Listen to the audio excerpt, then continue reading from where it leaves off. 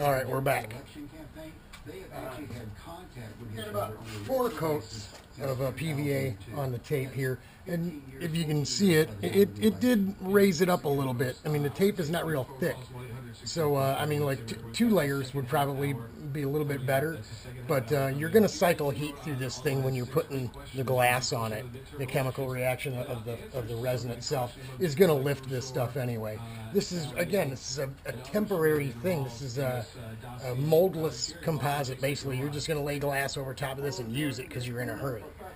The proper thing to do, if you were going in this way, would be after the Bondo, you spray it with a high building primer, a catalyzed high building primer, a urethane primer, and you'd sand it, and you'd get a Class A surface.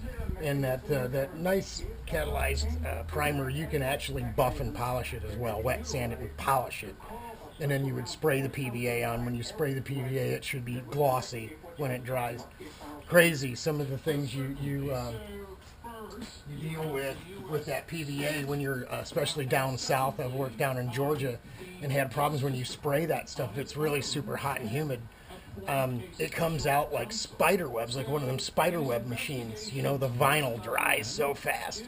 So I feel for folks that live in high temperature, high humidity areas that they don't have to deal with the cold like we do here, which is a completely other problem, but yet a problem anyway with composites. But we've got, you know, you can see the comparison here between it's good and green. We've got plenty of Partol on there. So what we'll do now is we'll put some mold release wax on it.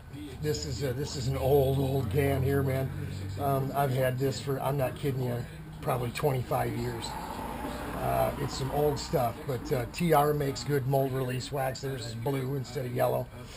I think even McGuire's has a mold release type wax.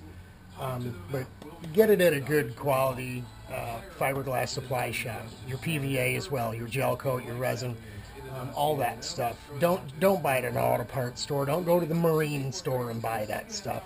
Go to a fiberglass supply place. If you don't have one in your town, we've got multiple shops here. You can get it online. And granted, some of the stuff's flammable and you may have to pay a few extra bucks to have it shipped. But when I worked in Savannah, Georgia, I had my shop up here send it down on a truck, skids, 2 full skids of stuff, so we could do that restoration of that old British fiberglass bodied car.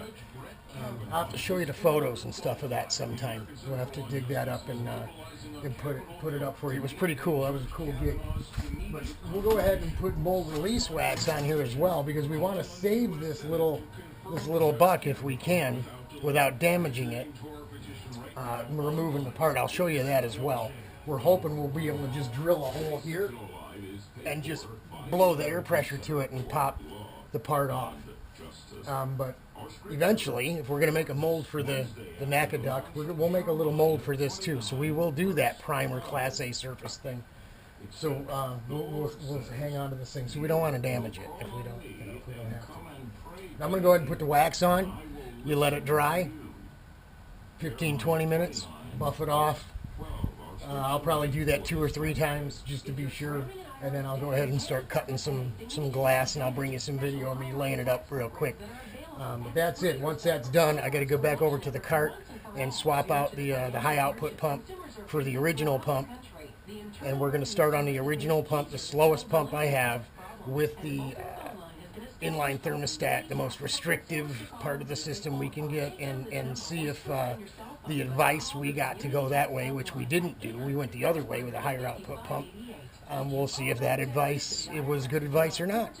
And this weekend is going to answer all these questions.